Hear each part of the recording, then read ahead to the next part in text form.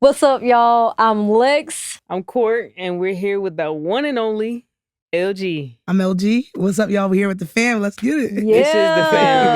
This is the fam. It's the fam, bro. Welcome to Atlanta, man. Welcome to Atlanta where the players play. Yo, happy to be here. Happy to be here. I'm sad that I have to come here to see you. I miss you guys very much. We miss you. I know. How's it been for you guys? It's more our pace. We love it. You Yeah. know, we get to breathe. Yeah. you know we from the South, so we back home basically. We in our Naturally. habitat. We in our habitat. Yeah. How have you been? I'm good. I mean, I just been working, grinding, get stuff done. You That's know your what middle I'm saying? name. Is Yeah. Get stuff done, but I do miss my friends. Yeah, we miss you. I feel like we're meant to be in close proximity. Yeah. Definitely. I do feel that way. But nah, man, I talk to Kay all the time about how we all first met and just be like, man, it was magical off the rip. I know once we met, Murder She It was Wrote. over with. I instantly fell in love with your orange hair. Ay.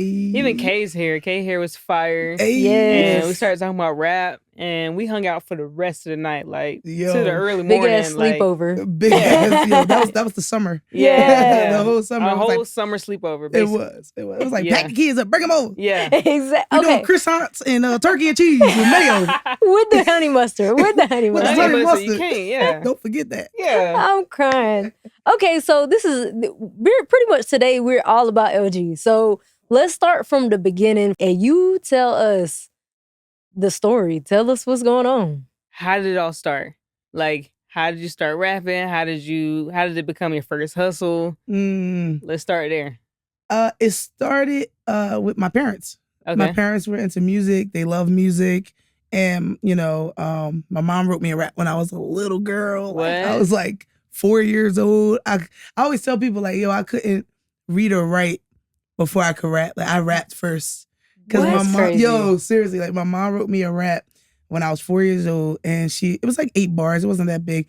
And she would rap the rap to me every morning What? and like get me to sing the rap with her. And that's how I learned how to rap. And I started singing that rap in front of family. Everywhere we went, she'd be like, do the rap, do the rap.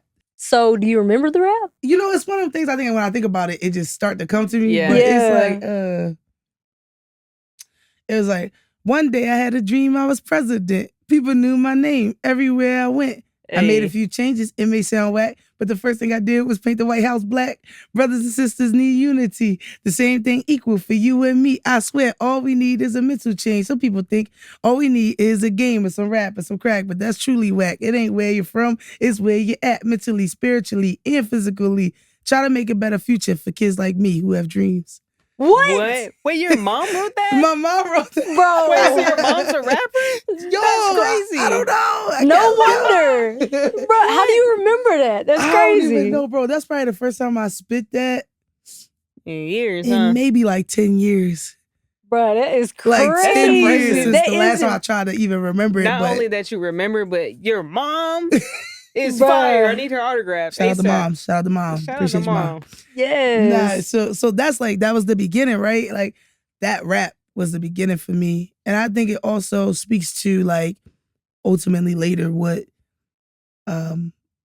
I feel like my voice became in the music Mhm. space and what I wanted to say. Right. A lot of that is actually sprinkled in there. I feel like when I think back to that rap and being like, dang, I really was like 4 Yeah. and 5 and 6 rapping this because it was like something I rapped up until I was like 8 or 9 That's to crazy. everybody in the family. So it almost got embedded in my psyche Yeah. of who I am. You know what I mean? So how did you start selling it? Like, how did it become a hustle? Woo, I mean, the hustle, it started, like I said, my mom led the way. Yeah. When I was like 10 years old, we Mhm. did a project and we did a project and at the time, Bow Wow was big. Okay. Bow Wow was like a big deal in He the industry. was. And y'all know Bow Wow. We love Bow Wow. Shout out to Bow Wow. You know what I'm saying? Yeah. Period. And my mom was like, at this point, I don't have a rap name. I don't Mhm. have a brand. I just rap. Mhm. So she like, look, Bow Wow, he's the dog. You gotta be the cat. So we gonna call you Lil Kitten. Lil who? Lil Kitten. Little Kitten. That was my Wow. first rap name, was Little Kitten. And I started like getting shows. I opened up for the mayor, John Street at the time in Philadelphia. And, later on that led me to pursuing music. I started, my mom bought me Pro Tools in the basement, so I was at home recording myself. All the audio was trash. I was on the left side, I was on the right side. The mix was crazy, but I was creating. And then I got to college, and I kept doing it. I started recording in my in my dorm room. It was like a studio, just off the mic on the Mac. And that was like the first place I feel like I started selling mixtapes and started getting into like selling my music. You know what I mean? Wow. That's great. So, okay. How did you go from Lil Kitten to LG? We need to know. I gotta know because we've been friends and I need to know the story. Yeah. So Little Kitten, like I said, that was my childhood. Okay. Brand. And like Lil Bow Wow. You know what I'm saying? And you gotta drop the little. I just dropped everything and went straight to LG. But no, what happened was I changed my name to Lyric when I got like 15, 16. Okay. And because like lyrics meant a lot to me. I see that. You know what I mean? And I wanted to be a lyricist, right? So I changed my name to Lyric. And then when I turned like 17, 18, I turned into Lyrical Genius because I just got confident in myself. And I started being like, man, I'm a lyrical genius, bro. Like, I really do this rap. I do this rap shit. You know what I'm saying? So that's when I changed my name to Lyrical Genius. And when I got to college and introduced myself that way, people just started shortening it. Like, oh, Lyrical Genius, okay, I'm going to call you LG. And I was like, bad LG. That's short and sweet. You know what I'm saying? But I used to introduce myself like, yo, I'm Lyrical Genius. And then it was like, no, they start calling me LG. Some people shortened it to L. Some people shortened it to G. You know what I'm saying? And that was the name. Like, and at the time, there was like Team Breezy, Team Chris Brown, Team this, Team that. So that's what made me go, well, if I'm Lyrical Genius, I don't want to be Team Lyrical Genius. That just didn't have a nice ring. Right. So I was like, I'm going to be Team Genius. Like, anybody who support me, rock with me, so come out, support, buy stuff, they're going to be Team Genius. And so that's the birth of Team Genius and that name and that brand. And obviously later on, when I started releasing music on like Spotify and stuff like that, there was a lot of LGs because it could mean so much. Yeah. So I just added the Team Genius because it was so known from my college days that it's like, cool, I'm LG Team Genius. Like, period. Okay. That's the LG I am. You are you know what I'm genius. saying? You are a genius indeed. I agree. I co-sign on that one. Talk to me nice. Talk to me nice. I love that. Okay. Yeah. Who was your first real influence? My first real influence was DMX. Period. Okay. DMX. Put some respect on it. DMX. And this when I was still rapping them bars my mama wrote. I wasn't rapping my own stuff yet. Yeah. You know, I'm like 7, 8 years old. And my grandma was a big DMX fan. So she was always listening to DMX. I mean, this is like Stop Being Greedy DMX. Like, first 2, 3 singles he dropped. Yeah. And it became a ritual for me to like lip sing DMX for the family and perform the songs like DMX. So just imagine walking past our living room window and you just see me. Stop being greedy. Keep it real, partner. Get to the needy. Going hard. Everybody cheering me on and everything. And like, I feel like that's where I developed my stage presence. That's where I developed, engaging with a crowd or not being nervous. And, that's why I don't have stage fright. It's because I started rapping those DMX songs very young and just like learning how to deliver and perform, So shout out to DMX for that. It became big part of like how I am energy-wise on stage. I think just he's a great, he's a legendary person to even pretend to be for 100%. A kid, and especially a kid that's grows up to do music like me. So it's a lot to look up to. Yeah. Definitely. So definitely DMX. Yeah. Okay, so go with that, like when you got into college and you were doing all of those things, and you say DMX helped you with your stage performance. So I just wanted to ask really quickly, because I know a lot of people, they major in one thing in college and end up doing something completely different. And you were performing in college, but what was your actual major? So my major was Bachelor of Science. It was actually a form of media communications. And I could say my main courses were around film. Okay. So a lot of people don't know this about me, but when I was in high school, I won a film festival. I even went to States for the film festival. And I kind of took that passion into college because I always wanted to be a director. I always wanted to tell people's story. Yeah. And shooting documentaries was like my way of telling people's story in a real way. And so when I got to college, I had all this equipment to use. They had all the facilities for us to use. And, you know, I played ball, so I had a full scholarship. I had a full scholarship in college. Wow. And I got recruited. I got recruited by a bunch of schools, but I really, really loved the coach and the assistant coach at my college at ESU, East Stroudsburg University. Alumni, what's up? You know what I'm saying? So I finally picked the school. I go to ESU. I get there. And on day 2, we meet with the athletic director. And both of my coaches have been fired. Oh. What? Both of them were fired. So I was like, what? And mind you, again, I'm a freshman, primarily focused on film and documentaries at the time. I bought my own little camcorder, and I was like, this is crazy. I'm going to film our whole season. Yeah, shit. I filmed our whole season and called the documentary A Season Without a Coach. Yeah. Wow. And it ended up winning the film festival in college. Okay. So that was my That's college wild. passion for sure. And I think I still, sprinkle that into what I do now. Yeah. With just whether it's vlogging or editing my music videos or directing or, just doing content around things that I love that inspire me. It's definitely still part of me. So that's crazy because that's so crazy because I actually went to school for basketball. Full scholarship. You trying to play 1-on-1? What's up? I got a ball in the car. I'm dressed. Okay. No, for real though. I went to school on a full scholarship, and so I know how it can be. Like the 4 a.m. workouts, practice twice a day, study hall. Trying to get homework done and studying, all that good stuff. It's, trauma. Tell me about it. So, and I was just doing that. Like, I had nothing else going, just basketball in school. So, how was it like balancing being an artist, a full student, and playing basketball? Like, how did you balance that? Because at what was I, 18, 19? Me being in that age range, I didn't have any sense of time management. So how did you do it? Oh, God. Jesus. Period. Nah, man, that's a great question. And shout out to you. Shout out to you. Shout out to the ballers out there. You know what I'm saying?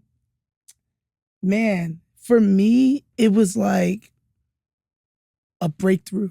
Right? Because I think that transitioning from high school to college as a baller is such a physical and mental breakthrough as far as how they train you and prepare you for the season. And I was in the best shape of my life, right? And I knew I played ball well, and I knew, all the stuff I did in high school, but I never thought I could run a 6-minute mile. Yeah. And I did, right? And I think that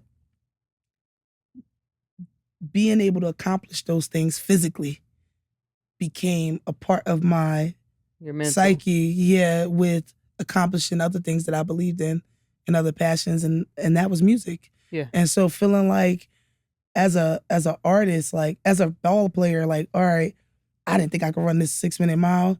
I didn't think I could sprint that whole time. Right. Wow, I never stopped sprinting. I can still breathe. I can't believe that.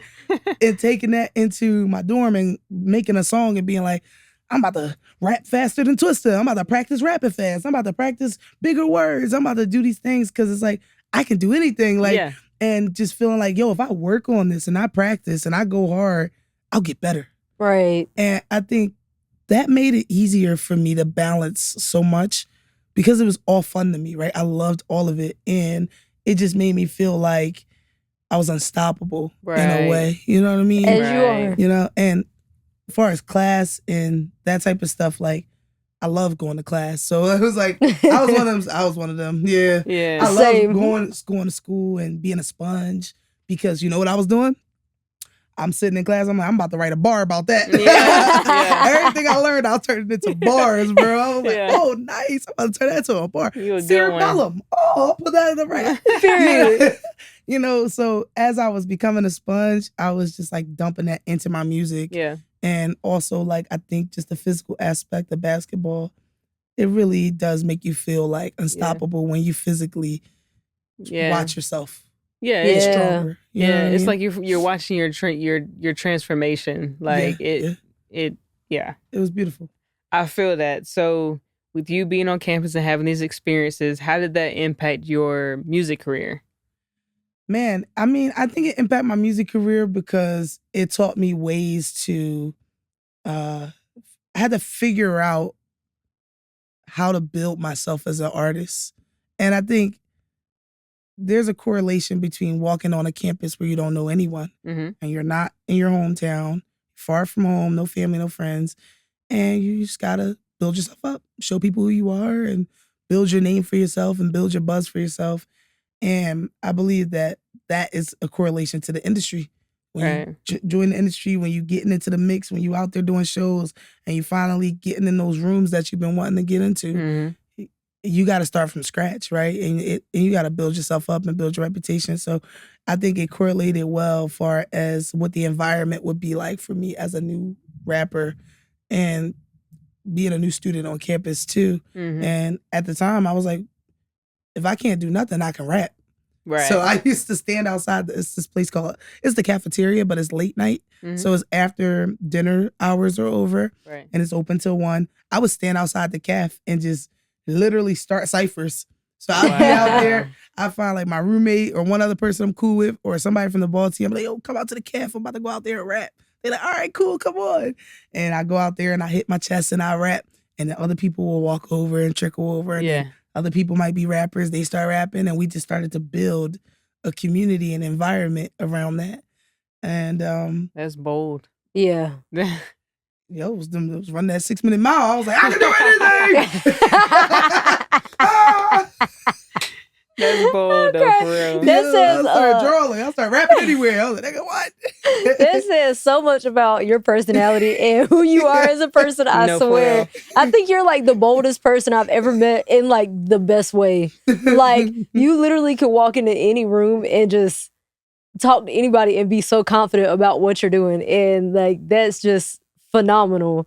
So with that being said, I think when you were in college, what was the first professional thing you did with like your rapping career? The first thing I did was I got booked to open for the Wu-Tang D-Block tour. Saigon was the opener. It was coming to town, right near the college. And I don't even remember how I got on the bill. I don't know if I auditioned or sent music links in, but I got on the bill and I was an opener. And I remember I opened for them, but I didn't see them when I opened. Yeah. So I wasn't around them or anything. So I went back out to the crowd and I was in the front row.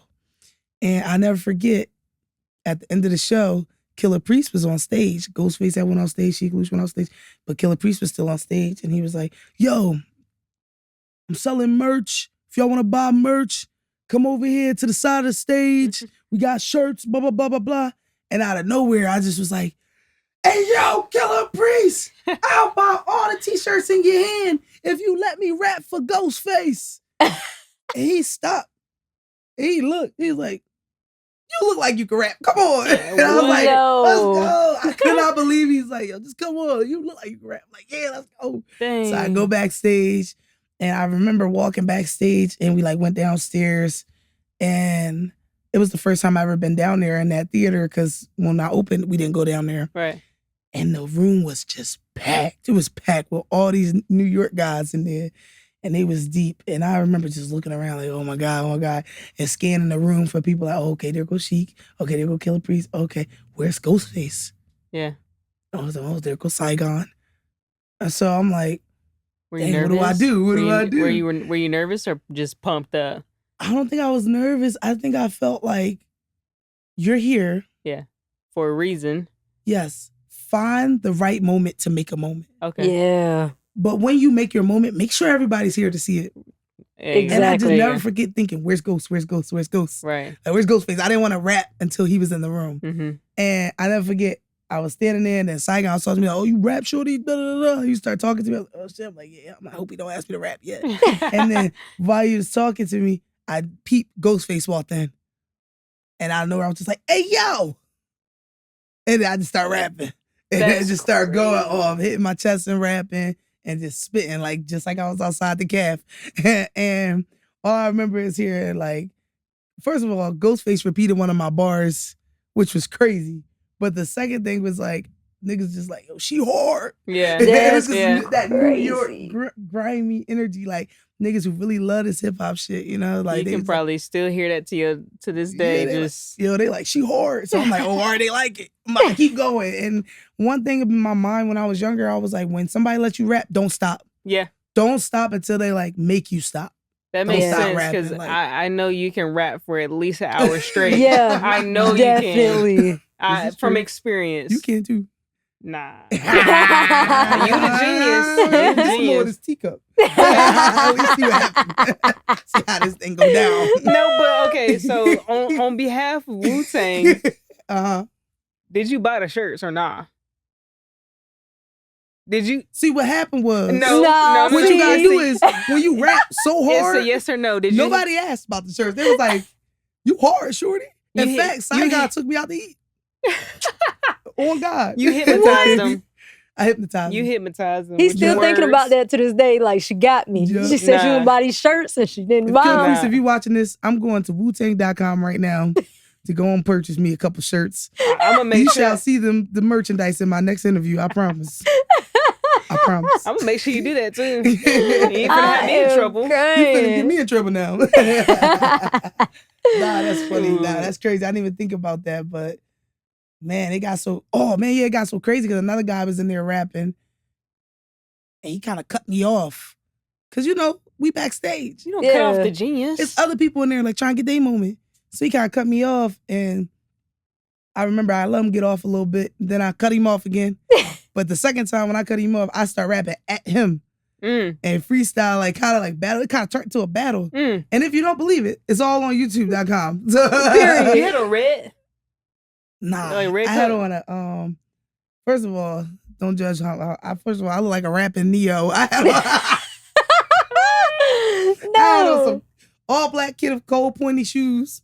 I had on some tight jeans, blue jeans, a vest, and a jean button-up shirt with the Kango style Neo hat. I'm crying. With the straight hair. No. Okay, as you should. That's how you know it's a moment when you remember what you was wearing. Exactly. I literally looked like I walked out of class and went to the show. See? Professor LG.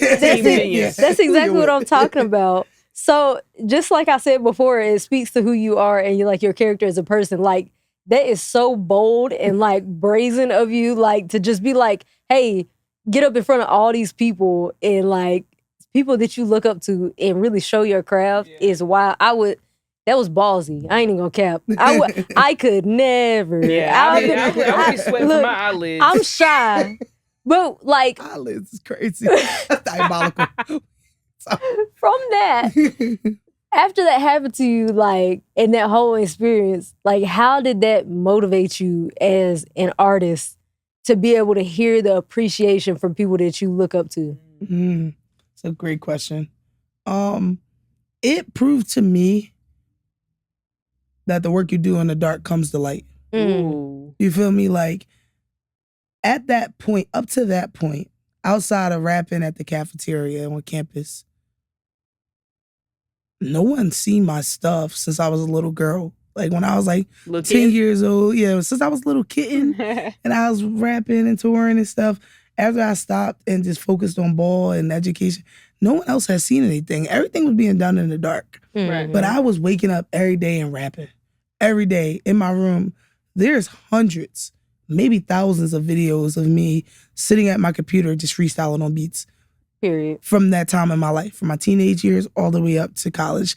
And especially in college, I would just be in my dorm room by myself, just rapping all day. Nobody in there. Yeah. Just practicing. And that made me feel confident when I walked into that room because I'm like, man, I can't wait to get these bars off. That's crazy. I've been waiting to spit these bars for somebody. Yeah. You know, I've been waiting for this. And so it inspired me to keep working like that, to keep working on myself no matter who sees it. You know what I'm saying? No matter who sees it. And it got to a point where I started coming off that Wu-Tang opening act. I was like, I need to drop music. Okay. I think that was a really big part of me feeling like people like this. You know what I'm saying? Yeah. It's like I did this work in private and I'm showing people now. And like you said, people I look up to, people my mama look up to, they saying I'm good. Yeah. So I need to get more people to see it or hear it. And so I started recording a mixtape in my dorm room. And I recorded all the songs on my computer, on the microphone, on the Mac. Dang, that's crazy. I had the boys team. I had a couple players on the boys team who rap and sing on songs. I had girls on campus, guys on campus that were just popular, good friends of mine, come to my dorm room. And some of them was like, yeah, I sing or I rap. And I would just write their song for them. I'm like, are you sing? Or I'm going to write you a song like this. And I would write them an R&B song or something. I would sing it and do a demo. And this is like before auto-tune. So I was like mixing it with what I had, singing it, and then cutting their vocals, mixing their vocals. And I completed this mixtape called the ESU mixtape. And I was like, I got to get this out.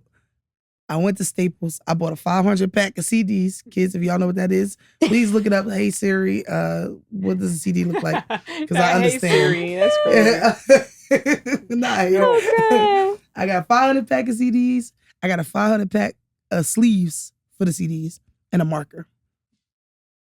And then I got a pass because I did the film class stuff. So I got an overnight pass for film class, which they give us to edit film because it take longer than render. And in that lab, there's 50 Mac computers with CDs in them at the time. And I literally went in there, downloaded my CD, and then put a clean CD in there and burnt it. And I did that with every single Mac. And then I just went all night burning CDs. That's one wild. MacBook to the next. It was like 50 MacBooks in there. And I just go one by one to each one, put the CD in, burn it. When it was done burning, I write ESU mixtape on it, put it in a sleeve, put it in a pile. And I burnt all 500 CDs and I sold them on campus. And I really feel like that was triggered by that moment. That one moment. That moment with Wu-Tang and them where it was like, you're dope. Yeah. Keep doing this. And it was like, I can't keep doing this in my mama basement. It's like, all right, I've done it in the dark enough. It's time to do it for real. How long did it take you to sell those 500 CDs? It took me like 2 weeks. It was fast. It was fast. That is fast. They were $5. I sold them outside the caf where everybody knew I went to rap anyway. Yeah. So I would go out there and do what I always did, rap, do ciphers, and I'd be like, yo, I got the mixtape CDs, da-da-da. But also, like, I was popular on campus. Like, people really thought I was dope and was like, I remember, like, seeing people on campus like, yo, I was in Shawnee Hall, which is like another dorm across the campus. Like, they was playing your CD, they was singing that song you got with so-and-so on it. And I was like, yeah. You know, I wonder how many people that bought your CD, I wonder how many people still have that CD today. Man. You think they still got it? I wonder how many people got CDs. You remember the CD books? Yes. Yeah. Bro. Like the binders? Yeah. That's like the same thing we put the Pokemon cards in. It was like a competition. Who had more CDs? Yeah. It was like, but you don't got the Pac one from 96. Exactly. All right, so after college, like, what was like the next pivotal moment to set you on your path now?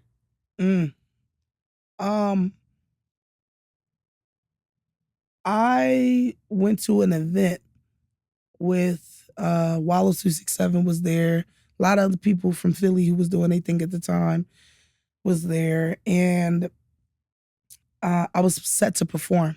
You know what I'm saying? It was Mott Brown event. It was called Puma Life. It was lit. Shout out to Mott Brown and Wallow. And yeah, I was on the bill. And so I didn't know what to expect, right? I don't know if I thought I was gonna perform or what, but I just remember Wallow being like, everybody quiet. Yo, we about to have a rapper rap, do a thing. Yo, LG, where you at, LG? And I step up into the circle.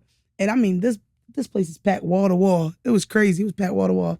And I step up and he like, LG, go ahead. There's no beat on, there's no music, there's no nothing. So what I do? Beat on your chest. Yeah, damn right. I was like, hey, yo. It's literally the same thing I did with the Wu-Tang situation. I was like, hey, yo, put me on the track with a bitch so I can spaz out. You know what I'm saying? I started hitting my chest and rapping. And ultimately, that moment went on to be a very viral moment. And that moment is something like people still see today and be like, yo, this is crazy, right?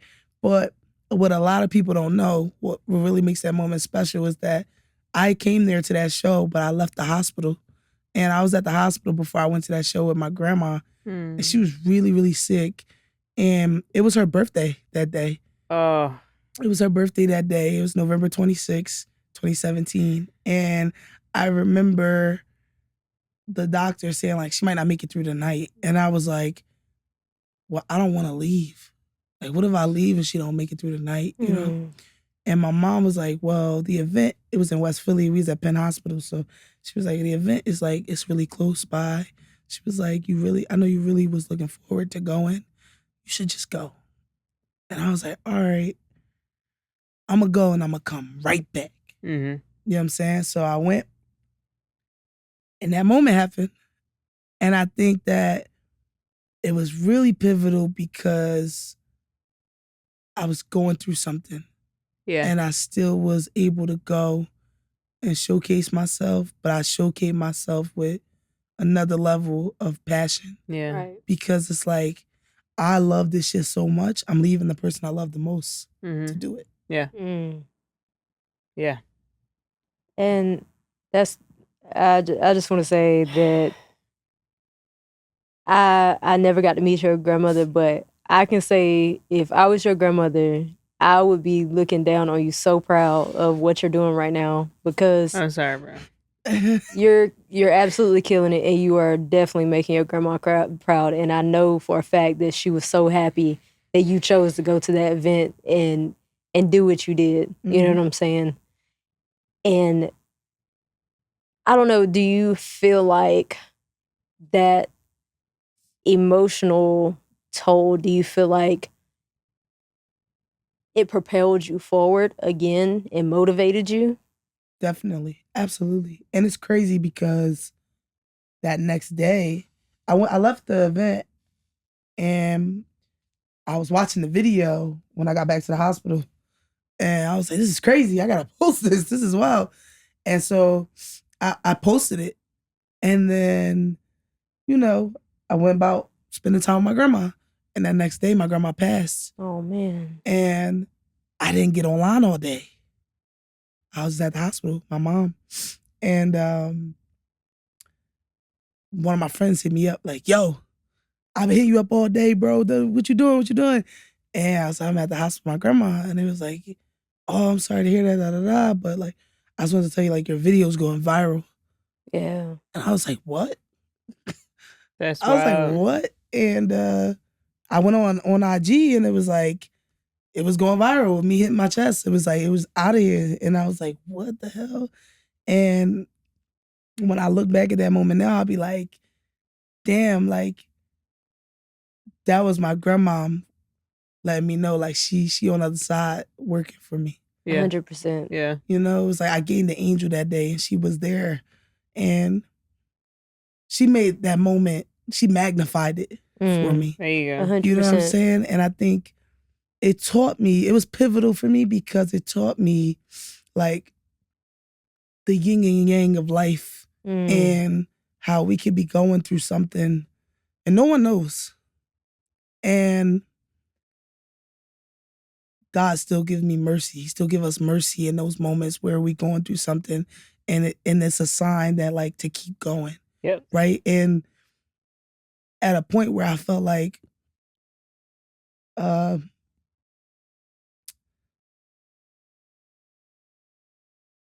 the person I live for. Right. Take your time. Take your time. It reminded me of what I have to live for. So it's that yin and yang again. Mm-hmm. Good and bad. So hey, bro, I'm not finna get all mushy right now because we done ran through it twice and I ain't crying. Now I'm crying and I ain't got time for this. Mm-hmm. We love you, man. Love you too, man. All right. But that was it. That was the moment where I was like, that was my cue that like, this is what I'm meant to do. Yeah. 100%. I love that. That's when I realized like, I really love this shit. Yeah. And you're fucking killing it. And I gotta make it count. Yeah. If I'm gonna do it, and to the point where like, it's gonna sacrifice me being with the people I love the most, it's gotta be for a reason. That's what it'll do, man. Exactly. So like, okay, so following that experience, what steps did you take to make it actually count? Like, yeah, I mean, you got this mindset. You're like, you know, this happened. Mm-hmm. I feel this way about my career. What am I gonna do to make it count? I think I started going off after that. I believe it. That was it. I was like, this is it, bro. Like, what? Yeah. Yeah. Like, I got something to prove. And I got people who not here no more who told me I was gonna be something. Mm-hmm. So I'm gonna be something. I love that. You know what I'm saying? And following that, it was crazy. Like, I did Power 99. That was the next thing I did. Well, actually, the next thing I did, I dropped this song called Burning Crosses. We shot this crazy video. It was a 3-day shoot. It was wild. Dev Camera shot it. Shout out to him. It was fire. And it was like a movie. Like, a lot of people, when I posted the clip of it, thought I dropped a movie or something. Because we shot that joint with the red camera and everything. Oh, yeah. And that was the first thing I dropped 6 weeks after my grandma passed. She passed in December 2017. This was January 2018. And that whole year was crazy. It almost felt like I said, like I just had somebody working for me on the other side. Like my grandma was on the other side, like just moving this people in my direction and connecting me with people. Yeah. And even down to my DJ, Dr. DJ. I met Dr. DJ, who's my tour DJ, if y'all don't know, Team Genius. That what's up, bro? Now you the man. Because I was doing a fundraiser for my grandma's service. Oh, man. And I needed a DJ, but I didn't have a budget. And my boy Phil was like, I got a DJ who said he'll do it. And it was Dot. Wow. And I was like, he came, he did the event, he showed love, he showed out, he was on time. And I was like, bro, you my DJ for life. That's it. Like, you know, at a time where like I really like needed somebody, he just showed up out the blue. It was like my grandma sent him to me.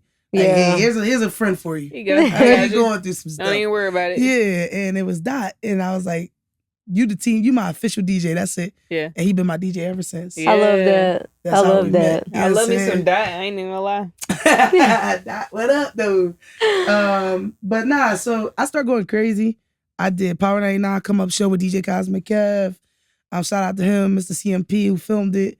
And then I did Hot 97 with DJ Magic, Freestyle and Rod. Mm-hmm. And I did, I had DJ Drewski out in New York, Hot 97, play one of my tracks on the radio. And then that led me to having some label meetings. Okay. I got some my first label meeting with Atlantic and Cinematic and Johnny Shipes and just a bunch of people. And everything was just rolling. Yeah. It was rolling. And before I knew it, it was like, I had did the Philly Hip Hop Awards and I won Best Female Rapper. And then one of the people on the committee for the Hip Hop Awards was like, yo, I'm music supervising a movie and we're looking for Philly rappers, like submit music. And I submitted a song. And get this, I submitted the song and it gets placed in the movie. And the movie's called Pimp. What? And again, this is me on this crazy run ever since that happened. Yeah. So this is like the real, like, this is crazy. So I'm on this crazy run. I get asked to submit music for a movie. I submit it. it gets placed in the movie called Pimp with Keke Palmer. She's the star of the movie. And there's a scene with her and her father, and they placed my song on that scene. Guess who her father was? Who? DMX. DMX! Yeah! It was DMX. Ain't no way. So there's a scene where they're going through all the flashbacks of her and her father, and it's her and DMX, and it's my song playing. And I was just like, if that ain't God connecting me, and just like God, the universe, whatever you believe in, that day, all of them, all the names that everything aligned, told me, you are right where you belong. You doing exactly what you're supposed to do. Exactly. Because I was rapping as a little girl to this guy and rapping his lyrics and performing them and practicing. And now I'm a part of history with him. Yeah. Wow. You know what I'm saying? You know what's funny? This is off subject, not on script, but I remember me and Lex, we were watching this one movie or a show. I don't even remember what it was, but this was after we had been friends with you. And we were watching a show and this song starts playing. And I said, is that LG? Yeah. Because I know your voice. Like, from 10 miles away, I know your voice. Exactly. Like, you have a very distinct voice. And I was like, is that LG? And you never told us about the show or your placement. And I was just so blown away. I was like, bro, that's my friend, girlfriend.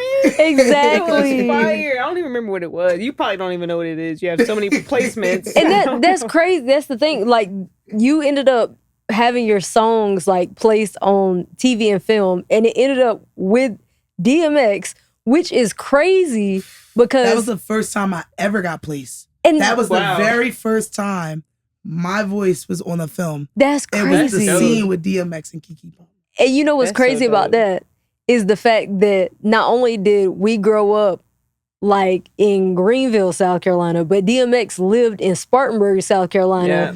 Right beside, it's literally like a 20-minute drive. And we were at one of his last live performances before he passed away. In like Miami. before we ever even knew you. And we were like huge DMX fans. Like, so it's just crazy to see how DMX intertwines, like, you know what I mean? It's just crazy. I don't even think anybody was expecting him to perform, but it was still like, as soon as they heard his voice, it was just a huge crowd. Wild. That just rushed to the stage. It was like, he's a living legend. Yes. I would have been in an uproar, like, yes. It's crazy. You want to know my favorite thing about Christmas time is DMX, Rudolph the Reindeer. That's my favorite thing to listen to. Hold on, here go the test. Okay. Y'all gonna make me lose my mind. Up in here, up in here. Y'all gonna make me go all out. Up in here, up in here. Shout out to man, DMX, come man. on now. Yes, rest in peace, man. Rest in peace. Okay, so we connect on DMX. Period. Yeah. How did we meet you in LA? How did you end up in LA? We all from the East Coast and we met on the West Coast. How did that happen? How did you get to LA? So I got the DMX placement, that spot, and I ended up meeting some guys, caught attention to some guys who were just managing artists at the time. And they were like, yo, we want to fly you out to LA.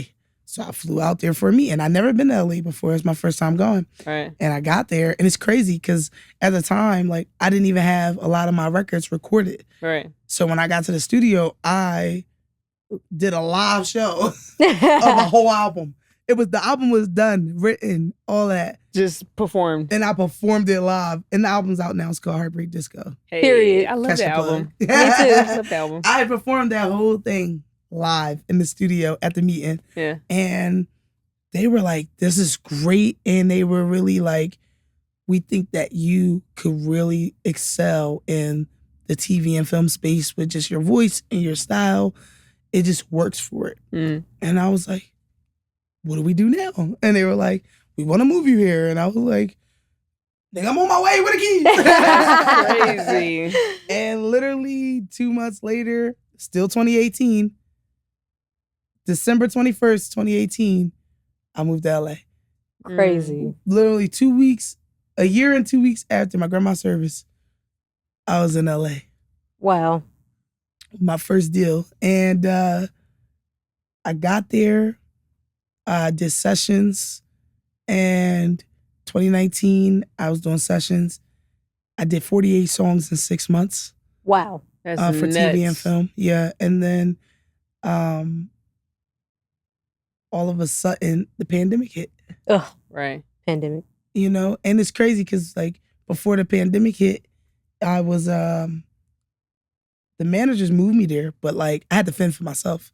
Mm-hmm. And I was really struggling, you know what I'm saying? Because in Philly, I was working at Comcast. I was corporate manager, and you know, I had worked my way all the way up. I was getting awards there, and I opened 2 stores, hired the whole teams there, and I was a big figure at that time in that region. And I left that all behind, and I knew I was leaving good money. Like, I was making 60, 70K at that time, pretty young, and I was like, I'm leaving this money because I have a college degree, and if I completely fail, I can always go back and apply. Yeah. Right. But I gotta take a chance. Like, it was getting too time consuming, 60, 70-hour weeks. I didn't have time to do music. And it just didn't feel like it was worth it. Like, I didn't leave that hospital to be working for Comcast. Yeah. There you go. You feel me? Yeah. And so I took a chance. And I went out there, and things started to kind of fall apart with that team that I was working with amongst each other. And they offered me, like, yo, look, things ain't going the way we thought it was going to go. We can move you back to Philly, or you can stay there, but you're on your own. And I was like, God ain't bring me this far to leave me. I'm staying. There you go. There's a reason. Why would he bring me all the way out here? Yeah. Exactly. I never even dreamt of going to LA. Yes. This just fell in my lap. Something's gotta happen. It's gotta be a reason. Yeah. And I stayed. And I picked up a job. Just like, it's called Spectrum. It's like basically the Comcast of LA. Yeah. And I became a salesman there. And I was working my way through that. And then COVID hit. And I was on unemployment. So I was chilling. Yeah. And I just did virtual sessions the entire rest of 2020. I just did virtual sessions with producers all over because of COVID. And soon as, like, we were able to go back outside, January 2021, I got 6 trailers. 6 TV trailers. I got Nickelodeon, I got Netflix, I got Disney, I got Eurostar, which is overseas stars. Yeah. I got an Xbox trailer. What was the last one? There was actually a Disney trailer, and then there was 2 Disney trailer placements that I got because my one song was on a Netflix trailer and they wanted to use it for Disney. So they started running the ad, and then Disney realized I had it on Netflix and was like, we don't want the same song. And so I gave them another song, and that is they crazy. kept the spot. Shout out to Lyric House. And that was the beginning of me creating Team Genius as a company. Because it just felt like, okay, God, I'm listening. You opening doors. You taking me this way. There's something here. Right. Let's make it real. And I started my company where I would work with artists and develop them in sync. Because it's like, at that point, I knew I had it down. Yeah. I was like, I got something special here that nobody is doing. Yeah. And that was the story of how I got to LA. That is it's crazy because, you know, we started during quarantine as well. Like, we was struggling, like beyond struggling. Like, we was in the hood, bad. And we started during quarantine too. So it's just crazy. Like, that was a transitional moment. It was a very yin and yang. Yeah, it was a horrible moment for a lot of people, for everybody really, but also it was a moment for people to be able to step outside of their grind, like work to exist basically, and really explore a lot of crafts. And, you know, like you being able to get those placements on, you know, TV, films, everything. I just wanted to say, like, what is the craziest placement that you've gotten? I say Fortnite. Oh my God. I got the Fortnite trailer in 2022 for season 3, chapter 3. And that was definitely like the biggest moment for me when it was like, yo, what in the world? This has 11 million on YouTube. This is crazy. You know what I mean? That's that's crazy. Was like big because my friends and family members who played that game, my little brother, my nephew, like, they like, you on the game. Yeah. And it was so wild. And it was a song that was like, not a song that I thought would be on a trailer for Fortnite. Right. I always heard it when we made it. I was like, this is a record. Like, it feels like an anthem for the kids. It kind of reminded me of like Nas, I know I can't Yeah. be what I want to be. And it's like, T-R-I-B-E, believe me, I do it for the tribe. Hey. Yeah, that's my guys. You know what I'm saying? Like, it just has that vibe. So I knew it was special when we made it because we made it for my album. We didn't even really make it for TV and film for real. Right. But I was like, this could work. Yeah. It's treading the line, but it works. Yeah. And then it became the Fortnite song. And now that's what it is to me. It's the Fortnite song. You know what? Forever. You better not ever tell Noel that because he's going to be like, LG, you owe me free V-Bucks for life. you know he loves Fortnite. He gonna think your song being on there equals V-Bucks. Forever. Yeah, hey, Fortnite. Right. I think we need a sponsorship. Yeah, because they run in my pockets. Pull up on me. I need the V-Bucks for my babies. I'm crying. Okay, so was the orange hair like upgraded skin from Fortnite? Or how did that happen? Yo. Oh, man. Yeah, man. That'd be lit if they made a skin LG. They need on Fortnite? What are we Fortnite? talking about? That'd be hard. They bro. need to. Fortnite. Yeah. Crazy, right?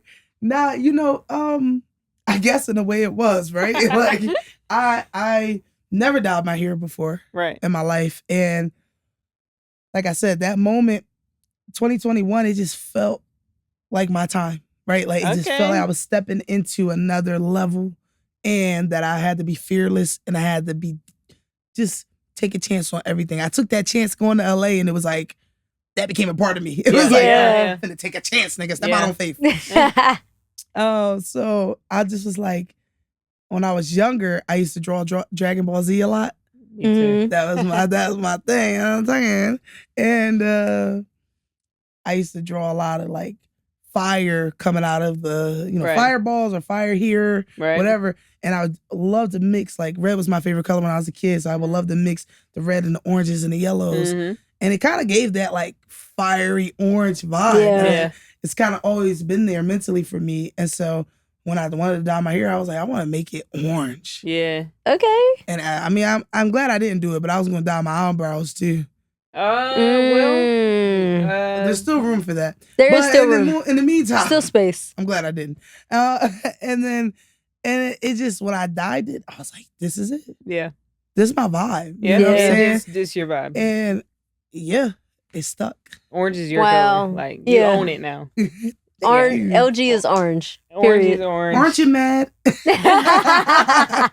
how I see what you did there. I'm gonna name that my next album, nigga. Aren't you mad? I'm crying. Aren't you mad? Oh my God. I love that.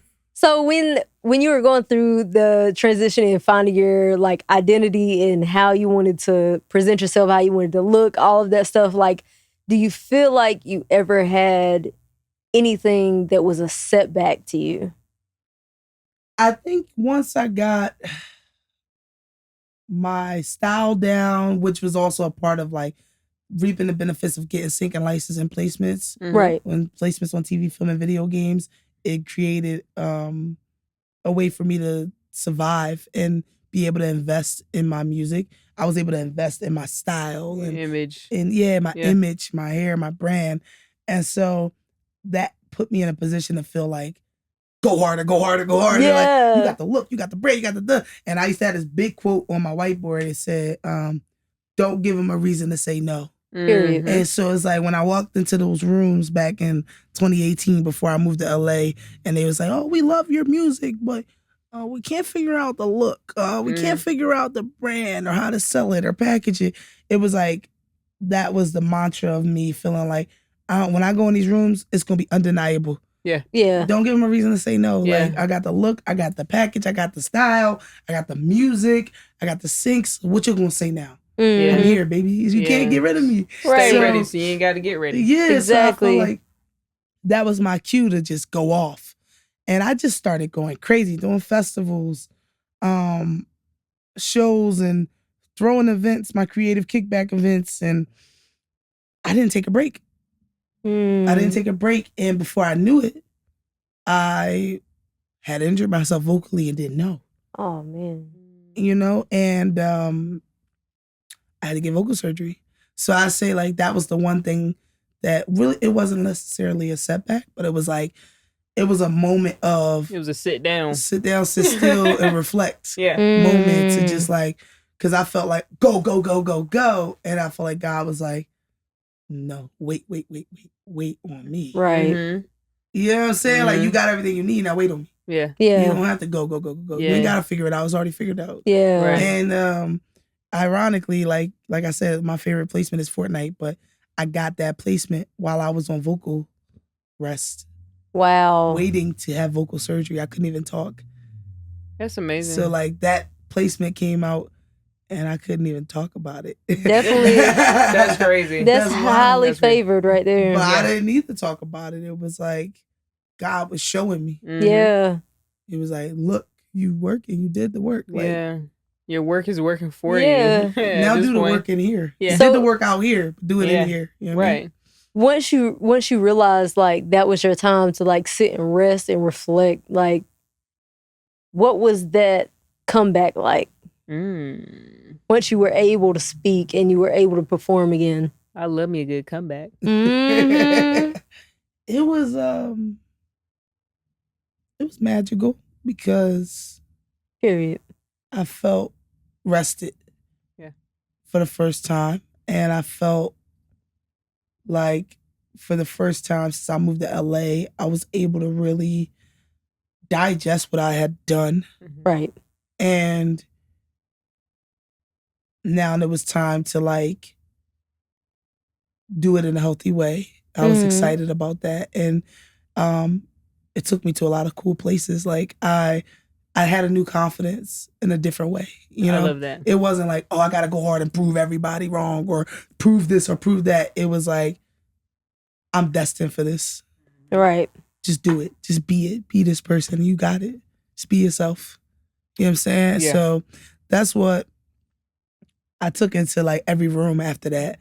And I ended up doing the NAACP Awards. I ended up doing that with family, Frankie Beverly. I ended up, going to one of the craziest songwriting camps I've ever experienced in my life in Mallorca, Spain. That's cool. Wow. I got to write with writers from all over the world. I met some extremely talented people and it didn't feel like, what's the next moment? Right. Everything was just coming to me. Yeah. Yeah. You know what I'm saying? As it should. I just had my first true like concert set since my surgery because even though I had the surgery November 2022, it wasn't until November 2023. It'd take 1 year after surgery to fully be like okay to tour. Yeah. So that's when I got cleared really to tour. And August 2024, I opened up for Ludacris. Yeah. So that was just a couple weeks ago. And so I'm talking about this, my friend. It felt full circle. You know what I'm saying? It felt full circle. And it was like, man, all right. The last time I did concerts, I had to get vocal surgery. And the next time I did a concert like this, it was with Luda.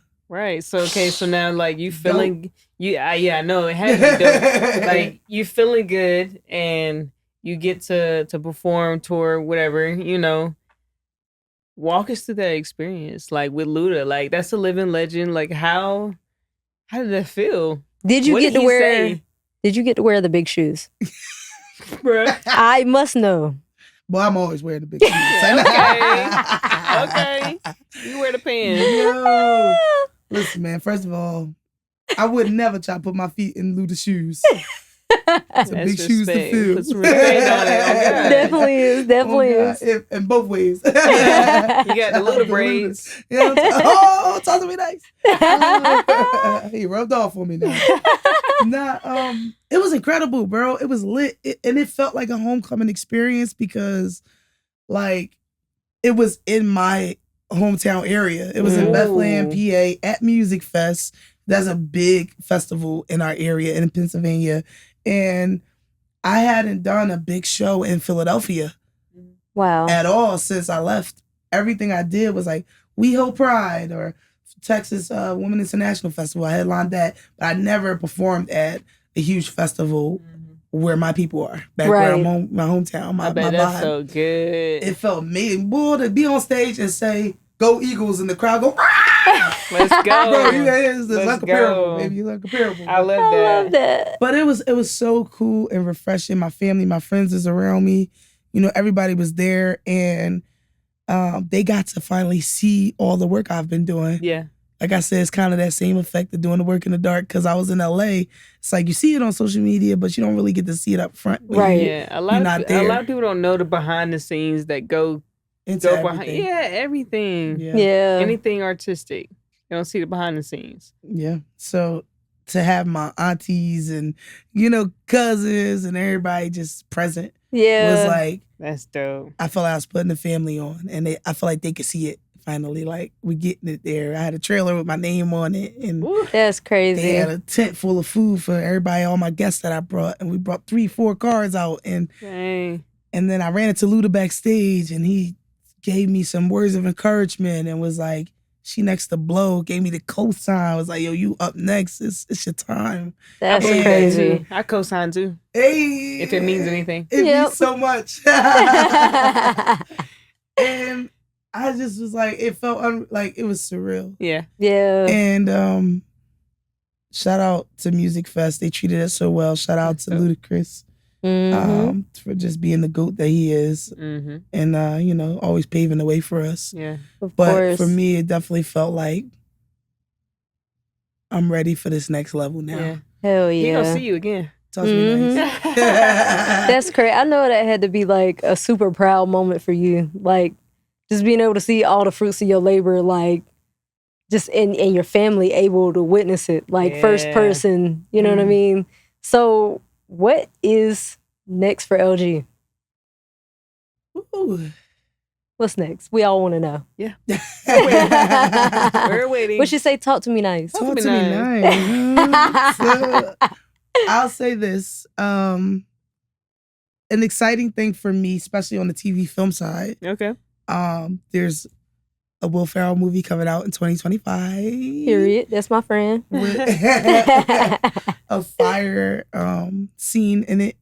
Can't say too much, but you know, got my music in it. Yeah. It's a big spot. Let's go. Reese Witherspoon's in the movie, and I'm really excited about the placement and just about that whole scene because it's going to be a pivotal moment in the movie. Yeah. Yes. And I'm an insane Will Ferrell fan. Me too. Same. Yeah. It just feels like love that every guy. time I feel like I made it, did I make it? I'm like, no, I really made it.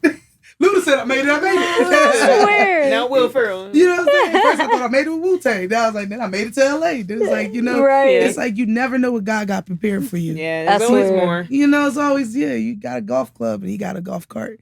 You never, you know what I'm saying? Like, you just never know. I like that. I love that. You know what I'm saying? So that is going to be exciting. And then I'm dropping a project.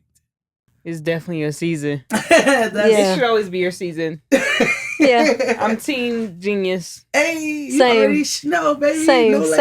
No labels, the team. Period. Exactly. No. Go look it up, baby. Go look it up. Scroll. That's the crazy part, though. I will say that I don't want to speak for you. Well, I will speak for you, actually. Let's go. We are so proud of you. Yes. Like, we have watched you. We've been down, we've been up, we've been all around. And we are literally so proud of you. We watched you grind, we watched you work, we watched you go through shit, we watched you just everything. And you've continued to kill it.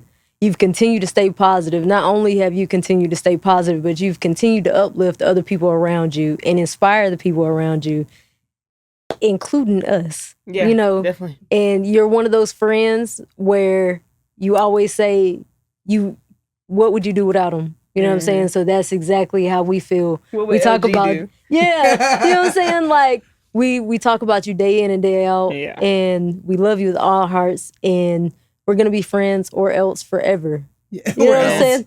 Yeah, friend only, baby. Yeah, we cousins. Yeah, we cousins now, and we love you so much. I love y'all. I think we should end with a hug. I love that. I love you. Take a deep breath in.